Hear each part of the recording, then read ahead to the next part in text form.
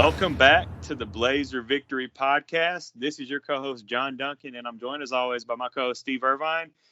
And guys, unfortunately, our Blazers did not pull out the victory in Athens, Georgia against the number 2 ranked Georgia Bulldogs. UAB did lose 56-7. And we'll talk about it. But Steve, what's going on, buddy? Are you doing all right? Yeah, everything's good. The sun came up today, and there's still a lot of games left on the schedule, and one bad game doesn't end the season. So no, everything's good. Like I say, it's sunshine. It was shining bright today.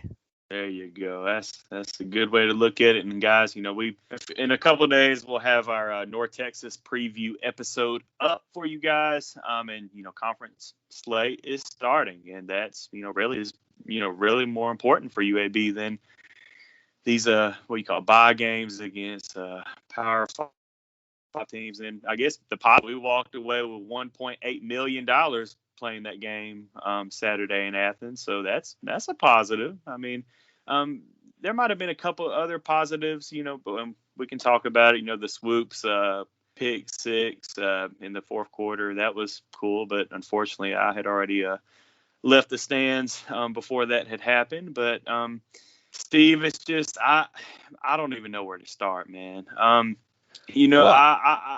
let you start. Yeah, I think you start with the fact that UAB played the number 2 team in the country. Right. Okay. A lot of people, UAB people, out there, and I include myself a little bit of it, were kind of well, I don't know if I include myself in this, but kind of overly optimistic. For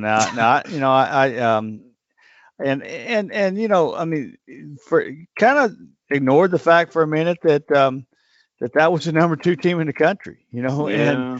and that they're that for a reason, and when you look at you look at that AL.com position by position thing that guy does every week, which is ridiculous. But he had a lot of positions even, and I'm not sure he had UAB had an advantage in him, but that's ridiculous. This is they're the number 2 team in the country, and these are 5-star players. Not that UAB's doesn't have talented players, because they do. Right. There's no doubt they do, but there's a difference between the number 2 team in the country and a lot of other teams in the country, and not just group of 5 teams. Right. Georgia would do that to a lot of teams in this country, in Power 5 conferences, in non-Power 5 conferences, and Right. FCS, whatever you want to talk. When they're clicking, they're and that defense is, that might be the best defense in the country. Yeah. So I think that that's kind of where you got to start. They're just a better football team. Now, with that being said, there was a lot of things that UAB could have done to keep it closer, and UAB did not play well. Right. But a lot of that was caused by by Georgia being a darn good football team. Let's not lose sight of that. Right. It's one thing to beat a Kansas, or beat if you're a group of 5 team, or beat a even last year Louisiana beating Iowa State, who ended up being a pretty good team. They weren't the number 2 team in the country. Now, they were top 10 by the end of the year. Right. But at the first of the year, there's a difference between Iowa State and Georgia. I can guarantee you that. And so we got to look at that a little bit too. Now again, there's a lot of things that UAB could have done that would have kept it closer, and would have gave them a chance to be in the game at least.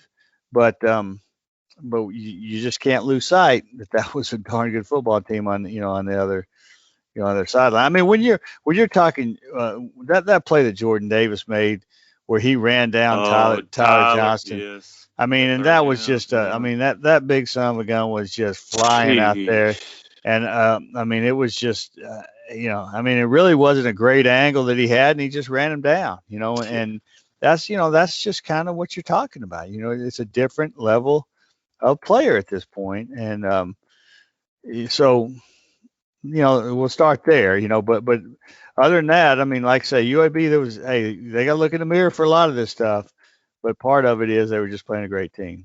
Yeah, and there's no doubt, Steve. I definitely, got to give a lot of kudos to Georgia. I mean, they definitely look like the number 2 team in the country. And honestly, man, I've got to give a lot of credit to Kirby Smart, because you look how Georgia just came out from the opening snap, to the whole 4 quarters. That team looked like they spent a whole week preparing just for UAB. And a lot of times when a group of 5 team like UAB goes on and takes on a big Power 5 team, a lot of times that Power 5 team doesn't spend a whole week preparing for that, quote unquote smaller school. Like, they might spend maybe 1 or 2, sessions on them, but you could tell that Kirby took UAB seriously, that the respect was there.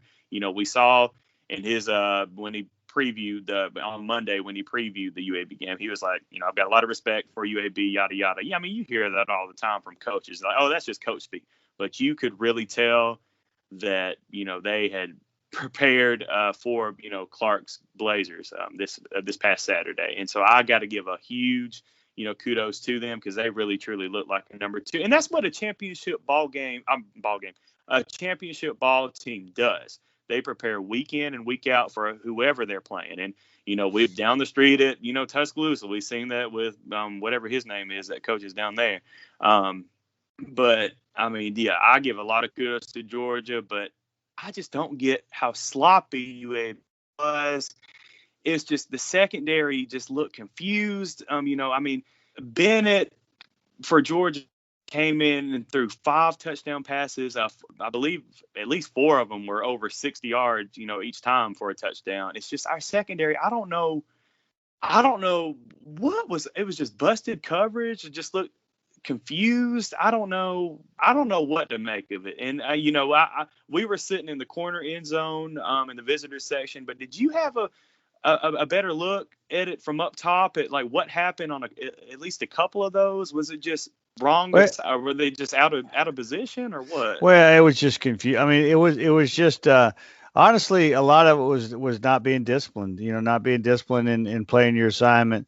They got their a couple times got their eyes caught got caught in the backfield with some play action stuff. I thought Georgia did a great job of game planning with their play action stuff, with their movement, with their stuff to kind of get kind of confuse the secondary. I mean, I think what they saw was an aggressive secondary, and which is what UAB is.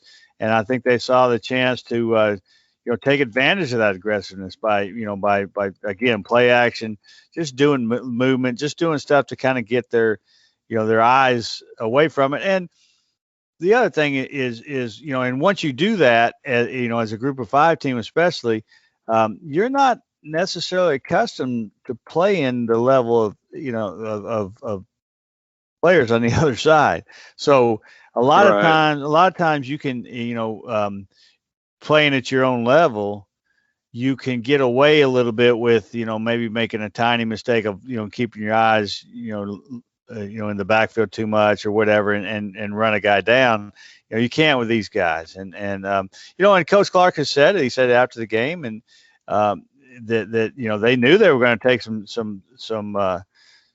throws down, shots downfield. They knew it, and they practiced it. And so it wasn't anything that that wasn't a surprise to them, but it was it's just again it's hard to see it until you're out there against them. And I do think that it's a great learning experience. I mean, it's a great thing. They're going to have to learn from that, because teams are going to do that to them. But it was more. Yeah, I mean, there was some busts. I mean, there was no doubt there was some coverage busts, but I think it was more just not being disciplined and getting caught looking in the backfield when you weren't, when you shouldn't have. And so I think there was and it wasn't just one guy. It wasn't just a guy in the coverage. I mean, you look at the long one to the tight end. Chris Mole was a safety coming over and trying to get him. Well, he probably was out of position too, because he wasn't able to catch him. and it Yeah, wasn't I mean, because he that should guy have was caught it. fast. Yeah, I mean, it wasn't because that guy was fast, Right. but he might have got his eyes caught back there too. I don't, I didn't see exactly where he came from, but so I mean, I think it's just that.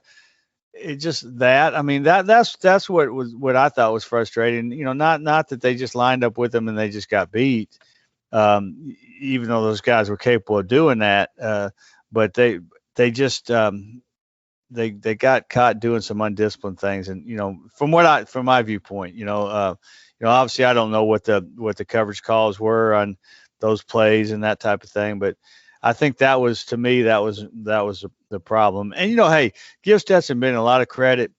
I mean, he was incredible, and if he's not their Yeah. conference player of the week, I'd like to see who he is. But he was throwing the wide open receivers too. I mean, if he didn't make a difficult throw Mm-hmm. now. I mean, I can't think of one throw that you could say that's a real difficult throw. And I give him credit for making a throw. Uh, great. That was great, but he was throwing to wide open receivers, Yes. and that's what's frustrating, because UAB is better in secondary than that, and they will be going forward. I mean, I truly believe that. I mean, there's two. Hey, let's face it. There's two ways you can go in after a game like that. You can go in a tank after getting beat like that, or you can learn from it and let it fire you up a little bit and go forward in a positive way. And honestly, I think that's what they'll do, because Yeah. that's what they've always done. When they have a tough game, they respond well. So I think they'll do that. But there's another way you can go. I mean, that can kill your confidence a little bit, and like you say, if you start pointing fingers and blaming others and that type of thing. But I don't think they'll do that. I mean, I think they're going to respond. And if you respond from it, I mean, I think I said this on the air yesterday. You never want to go through what you went through yesterday, but if you can respond in a positive way, then that's a good thing.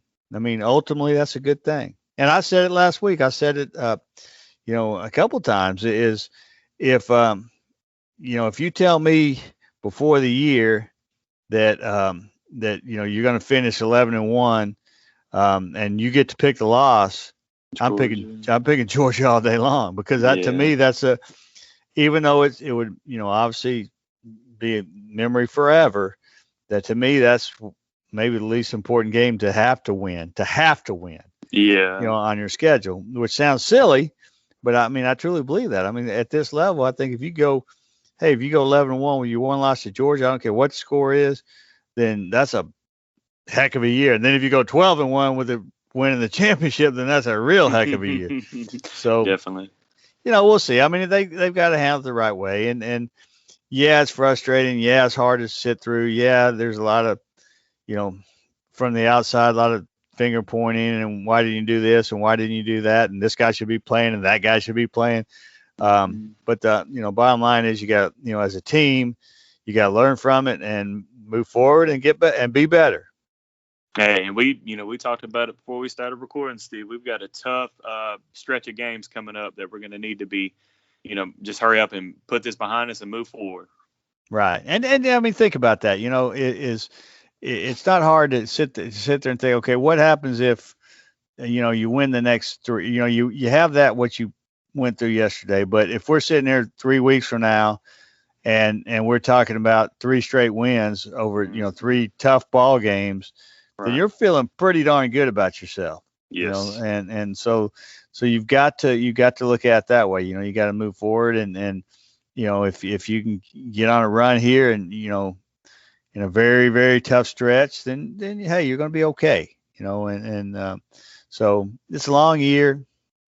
You can't let that can't let it get you down too much. Again, I understand the frustration. I understand the anger. I understand the why can't we do this? Why can't we do that? But ultimately, in this college football season, you really can't judge it till you're done. And that's what always kills me, when a team's 5-0 or something, and they beat everybody by 100, and they're talking about, well, this is the greatest team ever. Well, not if they lose down the road. I mean, let the greatest team ever or the greatest whatever, greatest season ever, or whatever you want to call it.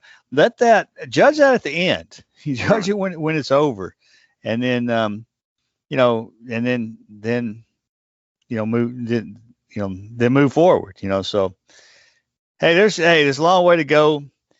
You got to pick out like I love Coach Clark's good, bad, and ugly. Yeah. I'm sure there was a A heck of a lot lot of more. There's a lot of bad and ugly, and there wasn't a whole lot of good yesterday. Right. But and I'm sure they did that today, and or maybe they're doing it right now, and I think that that's going to be good for them, and it's not going to be easy film to watch, not going to be easy session, but it's going to make them better. Definitely. Now, real quick on the defensive side of the ball, I will give some kudos. I felt that our defensive line, for the most part, played pretty good for them because we stopped their rush game. Like, they really weren't able to run the ball until late in the game. They broke off a couple of runs, but I felt the D line held up pretty well for the most part for most of the game. So I definitely want to give those guys some kudos up front. Now, switching to the offensive side of the ball. Well, yeah, but before you go there, and I agree with you on that. But one thing that it is kind of concerning, and it happened yesterday and Jacksonville State is I don't think that the pass rush has been very good. Now, and a lot, and I do think they played great. Great, they played well up front against the run yesterday. Moultrie had 7 tackles, and I thought everybody, against the run was tremendous. And like you said, I think they got tired at the end and had some fresh backs from Georgia in there. But I still think it's concerning that there hasn't been, much of a pass rush. And I think that, in the Jacksonville State game, obviously it was, a lot of kind of what Jacksonville State was doing, just doing the quick stuff, and really didn't give them a whole lot of chance to do it. But Georgia wasn't doing that, and now Georgia's obviously an SEC offensive line, but still, I think that's a little concerning, even after, after 2 weeks, not just yesterday, but after 2 weeks. Okay, now we can move forward. Yeah, very good point though. On the offensive side of the ball, I don't even know where to start, man. There was just no rhythm the whole game. Tyler Johnston he just did not play well, and I mean a lot of that goes to that front seven of Georgia just getting in the backfield really quickly, which we knew they were capable of doing because I mean those guys there's some dudes up front for Georgia, and we knew that. We talked about that on our preview episode, but I don't know, like I don't even know where to start. Well, honestly. I mean, I think what you got to start with is he had a bad day. I mean, he's got to look in the mirror and know he had a bad day, and there's no excuses for it. I do think you also got to look at this as a team game. I mean, I think that two of his 3 interceptions, it shouldn't have been thrown. I'm not saying he should have thrown it, but I'm just saying 2 of the 3 interceptions he had guys right there couldn't step when he threw, got hit while he was throwing, and 2 and 3 and just chunked it up. The one, so that's bad. I mean, that's a team thing. The one that he threw along the sideline, I didn't feel like Shropshire did a good job of fighting for the ball. Mm-hmm. It's a little thing. Maybe he was a little bit off balance and couldn't get back to the ball. It's hard. It was hard to tell, but maybe he could have. And so I don't think you just have to just sit there and say it's 100% Tyler's fault. Even though as a quarterback, you need to put that on yourself, and you need to say, raise your hand and say that was 100% on me. But ultimately, I think it's a team. I think everything about football is a team game. But I think the passing game is a team game. I mean, it starts with protection. And then the quarterback has to do his job. The receivers have to do their job. So I don't, again, I'm not making excuses. I think it's just true, but I mean, yes, it was a terrible day for Tyler, and he didn't look good and didn't play well, but I don't think I think you've got to go a little deeper when you're talking about that. It's just saying that it was just Tyler, just him. Cause again, at least 2 out of 3 had a guy just flat in his face. Yeah. And hitting him while he was throwing, and one of them, I think one of them, the one down the middle, I believe it affected his throw. Now the one on the sideline of Shropshire, even though a guy was in his face, I thought he underthrew that. But again, you've got to you've got to count on your receiver to coming back and try to play some low DB on it. Again, he might have been a little bit too off balance to come back, but so I don't know. I mean, I think you got to go a little deeper into studying it before you can just flat say that it was 100% on Tyler. Yeah.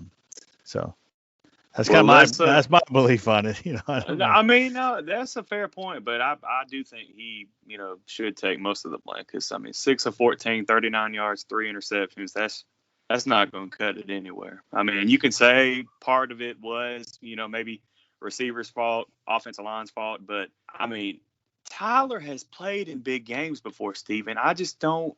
I mean, he played in Texas A&M. He played in Miami. Well, I mean, that wasn't a big game, but he's been in this environment before. Tennessee, he looked like he was just shell shocked, like he hadn't been there before, and he has. Well, I mean, hey, and I don't mean yes, to pick on him. I mean, well, I know, I understand that, but what we don't know. I mean, have you truly? And again, I'm not just arguing, but have you truly looked at him play? Did he have open receivers he missed? Did he have enough time to throw? Was there times where he didn't have enough time to get that receiver open? I mean, I think again, it goes back to, it's not just a one-sided thing. I mean, it's not, now if you watch a film, which, obviously watching really watching it at the stadium and watching it on TV, you don't get a full effect of exactly what's happening on a play. Yeah. What we don't know a lot of this time, where did the receiver get to where he's supposed to? Did the receiver get open? Just things like that. That it's hard. Now coaches obviously study it, and players study it, and so they see what's going on. We really don't. As far as, I mean, you see it occasionally, like sitting high where I am, I can see it at times, but I can't see everything, and I don't know exactly what the purpose is on the play, but I think it again. I think you have to go back. The lack of passing success wasn't just him. I mean, it wasn't. I mean, now again, he's got to have big shoulders and leadership where he looks at his team and says, hey, that's on me. But is that true? I don't know. I mean, I really don't. And he didn't play well. I mean, I do know he didn't play well. I mean that, we all know that. Yeah. But he didn't have a lot of time.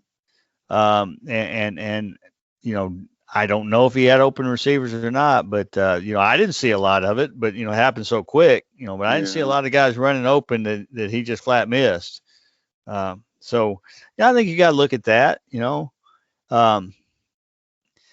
was a bad day, and I thought the offensive line played well in the running game. I mean, I thought they blocked well, and I thought the running backs for the most part ran well, and but the passing game, for whatever reason, just didn't work and didn't click, and and I think that's what Kirby Smart and those guys, they basically said, you're not going to throw we're going to dare you to throw the ball on us. Yeah. And they didn't, and so give some of that credit obviously goes to, hell, a lot of that credit goes to Georgia. It does. I mean, just the pass rush they had, and I thought they covered well, and confused them some, and that type of thing. But I think it's real easy to blame the quarterback in this situation, but I don't think that it's always 100%. The quarterback's good or bad. I mean, that's the thing. We talked a lot about how good of a game Tyler had against Jacksonville State. Talked a lot about it. Yeah. He threw to open receivers all day with good protection. He did. So that wasn't all him. I mean, we talked about how well he threw the ball, and he was accurate, and he was, but he was accurate throwing a lot of open receivers, and that's like the same thing I just talked about with Stetson Bennett. I mean, it makes it. You're a heck of a lot better quarterback now when you stand back there and you wait for guys to get open and they're wide open and you play pitch and catch. Yeah. So it's a team game both ways when you have success and when you don't have success. So we have to remember that too. Yeah. Good point. Now, with the offensive line, you mentioned, they did block well when it came to the running game. I felt like they were able to run the outside zone a few times very effectively. But let's talk about those false starts, Steve. I mean, this is a very experienced unit, and was it just the atmosphere? It was just messing with it, or was it? I mean, because I noticed that the Georgia defensive line shifted a hell of a lot all game, and we Yeah. acted like we have never seen that before. And I Well, know we have. yeah, and we have now. What Coach Clark mentioned in the post game, and obviously being up where we were, it was impossible to tell what was happening. Yeah. But he said that some of that had to do with when they shifted, they were calling out their shift, and that was, I mean, I'm kind of paraphrasing, but basically they were calling out their shift, and that was causing, that sounded like a signal, sounded like an offensive thing, and that caused some of the problem up front. He said he was going to turn 6 or 7 plays into, I guess, the conference office, because he felt like that they did that, and he felt like, I think he had talked. I think it was what he had said was he had talked to the officials about before the game, because he had had seen that they had done that against Clemson or something. I don't know how he knew, but Yeah. basically, he felt like that was what was going on. Now again, I don't, being where I was, I don't know. Um, Yeah. so I really don't know how to kind of exactly put my finger on what was going on there. That can't happen, obviously, but I mean, that might have been happening, what he was saying. So I don't know. That's what he said afterwards. And he was frustrated by that. And I noticed during the game when a lot of those, he was getting after officials pretty hard when they called that, which I found, I felt like when I saw it, I felt like, well, there's something up. That he's not. It's not Yeah. just because you don't argue a false start when it's just a guy, you know jumping off sides. I mean, you don't argue it because it's pretty cut and dry if that's all it is. So I don't know. I mean, I don't know, but I do think that there was some lack of discipline. Just overall, from Yeah. during that game. But like I say, that's what Coach Cart would kind of alluded to or talked about a little bit in the post game. Obviously he can't talk much about it, and Well, um, no. Yeah. yeah, I mean it's it just, but I think it was something that frustrated him because he felt like that was going to happen, and when it did, it was not, it hurt. So I don't know. I mean, I'm not sure. I'm not sure what exactly happened there, but I thought the other penalties. I mean, that was the majority of the penalty hurt. I mean, I think Yeah. there was a couple personal fouls and just different things that just a couple, and you got to be better at that. I know the one that was called on Mole.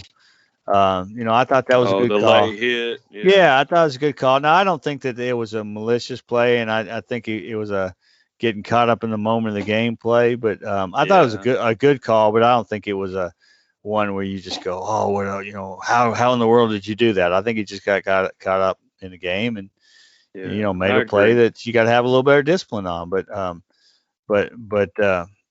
Yeah, I think overall, Mo was just anticipating the guy to catch it, and then he was just going to try to yeah. hit it, knock it out. Yeah. Yeah, and that's the thing when you're going full speed on that. A lot of times the ball was clearly by, but Yeah. you don't when you're going full speed and you know what you're going to do. Sometimes you Mm-hmm. don't see that, and so I don't think it was, like I said, it was certainly not malicious, but Mm-hmm. I thought it was a good call. I mean, I thought that that should have been a call, and it Yeah. was. So that. But and I don't know what happened with the tree hern one early in the Yeah, game. I didn't get that one. Yeah. Well, they caught him on a late hit on a play that was blown dead uh for a false start, and or motion or I don't know I don't know what it was, but one of those 5 yard penalties. So I don't know if he just didn't hear the whistle and just kept playing, and they felt like he shouldn't have. I don't know, because I never saw a replay, and I never really I don't know what happened on that. Yeah. But but I mean those things. I'm sorry, those things happen, and but I thought they did a better job of that. I thought they, and for the most part, discipline and that sort of thing. But um, but yeah, the false starts, or I mean that's I don't know what happened on it. I mean I can sit there and say like, hey, you got to stop that, and that you can't keep doing that or whatever. But if that was happening, then I don't know. I mean, I don't know. Yeah, because if they were doing that, I mean, shouldn't that have been like a delay of game penalty on the defense? Yeah, yeah, it is. It's not called much. I mean, yeah, but you rarely see it. yeah, but it is, and but and everybody does it. Yeah. I mean, I'm sure UAB at times does it. I mean, everybody does it. And, it's one of the old, it's not a penalty unless you get caught. And I think that's what it comes down to. And not that makes it right. I'm just saying that's just the way it works. Right. The way it works. And right. So I'm not sure on that. So but that hurt. I mean, that certainly was a factor in not having any sustained success right on offense. So going back to another penalty that I don't think I've ever seen called, Steve, and it was called on us. It was where I think it was it on a punt? Yeah, we punted, and one of our players, and I can't remember who got called for the penalty, but we got called for the defender going out of bounds and then coming inbounds. I've never seen a defender. I've seen where offensive players have been called for like illegal touch and like stepping out of bounds and then stepping back in and catching the ball. Obviously that's a penalty, but I have never seen where a defensive guy has been called for going out of bounds and then coming back in bounds and trying to make a tackle. Like I didn't even know that was a rule. Yeah, I mean, I think in that rule, it's more of on a special teams when you're on a coverage. I mean, I think a coverage is a little different than being a defender, a coverage unit, because you start with the ball, and so I don't know. I mean, I know the rule in offense that you can't run out of bounds with on your own. Right. You can be forced out, but I'm not. I don't know enough about that rule to know that. Yeah, because I've never seen that called. Yeah. Yeah, I mean, I don't recall ever seeing that. Because most of the time I've seen guys go out of bounds. Oh yeah, but most of the time, most of the time it's because they're blocked that way, like the gunner. I've seen the gunner blocked into the sideline a lot.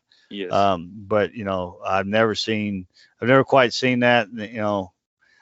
I would say this: it didn't seem to get a whole lot of argument from the UAB sideline. I mean, there was probably a little bit, but it didn't seem to get a whole lot. So, maybe it happened, and maybe they know that. I mean, maybe that's I don't know. I mean, I don't know enough about that to really talk too much about it. But it was a little different. Yeah, it was different. but it, I probably, I guess it happened. I think, and it was on the gunner. I think it was TD Marshall. I think is who it was. Is a gunner on that, on the UAB side. So. Okay. It happened. Yeah. Well, I guess another positive that Athens was a pretty cool town. I thought. Yeah. Yeah, and hey, that's a great atmosphere. It is. It was. The people, at least in the press box area, were super people. The people I talked to on the way in and way out were nice people. Yeah. I mean, it's great view from where we were sitting. I mean, I think, that part of it I think is great, and it is a great town. It might be in that conference, it might be the best town that I've, been in, and I used to cover Alabama, so I've been to all of them. Yeah. All of them except for Missouri. And, I think it might be the best town, best college town in that conference. Yes.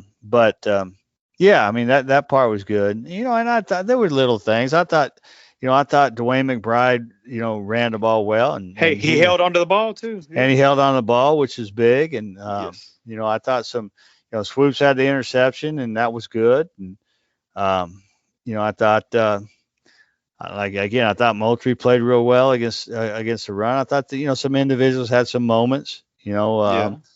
but overall it Stanley had was a good catch too. That was our yeah, biggest reception, I think. yeah. And then he had a nice run after us. He gave him a little He spark when did. they needed a spark. Now obviously it didn't Hmm. last, but he gave him a little spark.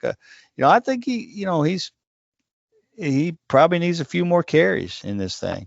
Agreed. And I think he'll get it down the road. I thought, I thought that Jermaine Brown ran okay. He didn't look bad. So I mean, there was some moments. You know, real brief, real quick. Yeah, Yes. you couldn't look away, or you'd miss the moments. But I thought there were a few moments there that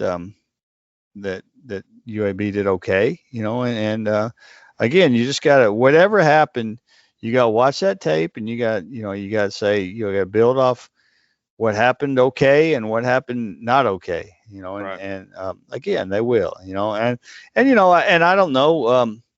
How much you can look at. I don't know if you look at a day like yesterday and, as a coach and say, okay, we got to get, for example, this is just example, we got to get Hopkins some more snaps because, I think he can help us, Hmm. or whoever it may be. That's just an example there. So, that kind of game, even though it's, a hard loss, you can learn and make some personnel decisions moving forward. I don't think you need jerk personnel. You don't say, well, he had a terrible game against the No, Georgia no. defense, so Right. he Yeah. he couldn't block Jordan Davis, so we have to get him out of the lineup. Well, of course, Mm. nobody in the country can block Jordan Davis. No, exactly. So that kind of thing. But I mean, I thought there was a few moments, and I mean, really, I mean, it was one of those days with the best moment of the whole day was walking out those gates and going home. Yes, definitely. Because it was just one of those days, Yeah. and it's a shame because there was a lot of eyes on that.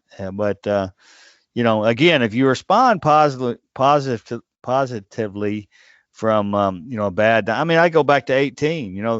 The way they responded to the coastal thing Yes. was tremendous.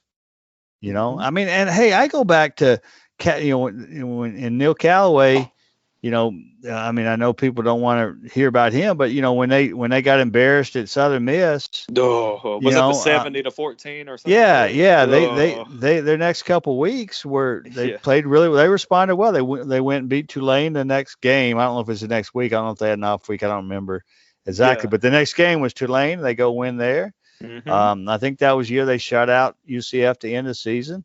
Hmm. So they responded to a bad game, and then they didn't lose to Southern Miss again. Callaway never lost to Southern Miss again. Right. I don't think maybe once, but no, I don't think he did. So it's how you respond to those things. Yeah, you hate going through them, and yeah, if you get the chance to, if they called you today and said, hey, we decided that we're going to erase that, and you get another chance at playing them, then sure you'd want to do that because you want to Right. show that you're better than that. But it's the way you respond to it, and so if the response is positive and team stays together and learns from it and is motivated by it, then great. I mean, great. Yeah. So and we'll see. Time and the only thing we're gonna tell is time. Just see how they respond. Eh, And we'll talk a lot about North Texas in our preview, but this is a tough game. I mean, Yeah. this is not a bad football It's team, and uh, and I know they got beat by SMU, but it's a team that can score some points. definitely. When they're clicking, they didn't have a good day offensively for them, against SMU, and Right. so this is a challenge, and so you can't mope around, and because you can't let. I've always believed that. I've always said that you can't let one loss give you two Mm-mm, or definitely. three or four. You can't. You got to respond from things. I mean, I go back. I think a big moment in UAB football history was the Hail Mary that SMU had to beat them in Oh, 2005. I yeah. don't think that team ever got past that. And that was a pretty good football. That was a bowl team. That team should have been a bowl team.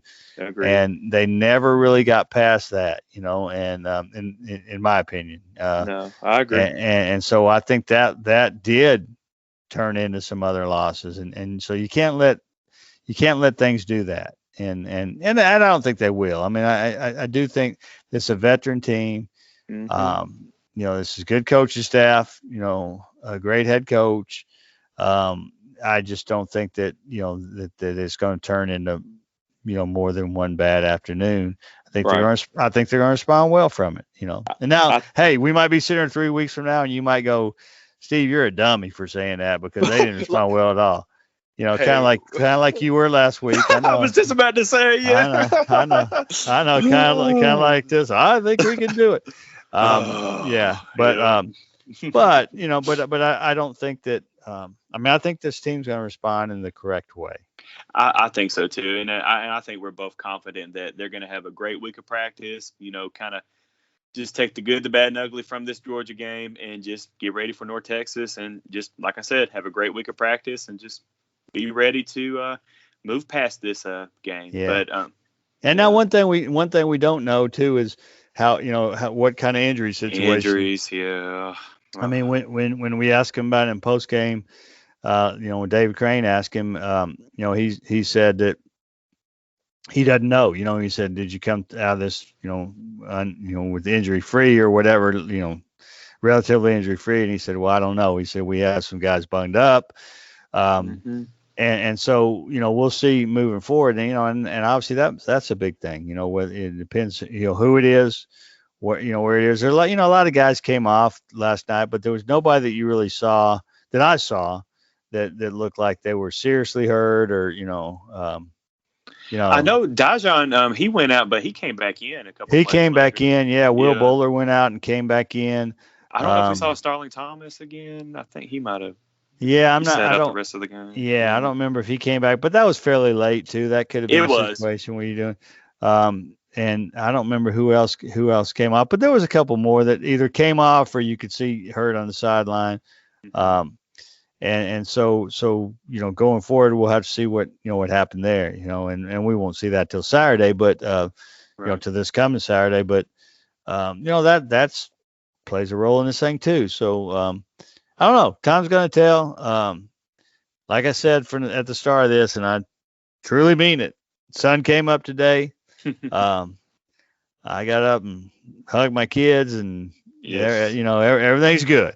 It's all life's okay.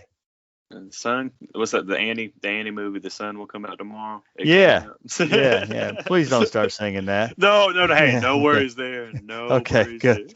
Good. But it's true. I mean, it was. I mean, it was real difficult sitting there and watching that yesterday. And hey, what we don't admit sometimes is it was difficult for us, but it's 100,000 times more difficult for the players going through it and coaches going through it. You're right. I mean, they, there's much time and energy and effort and things that they give up and things like that to get out there and play this game. And to have a day like that happen, it's tough. It's tough. And so,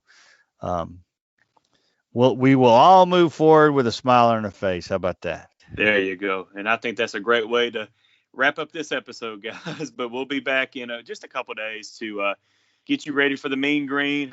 Blazers will travel down to Denton, Texas to take on the Mean Green of North Texas this Saturday night at 6:30. But we'll be back in just a couple days to help preview that matchup for you. But if you're not following us on Twitter, make sure you give us a follow at twitter.com/BlazerPod. And more importantly, too, if you're not subscribed to us on a podcast platform, whether that's Apple Podcasts, Spotify, iHeartRadio, Podbean, make sure you go hit that follow or subscribe button to make sure you don't miss any future Blazer Victory podcast episodes. But guys, on that note, as always, go Blazers, and we'll see you in just a couple of days.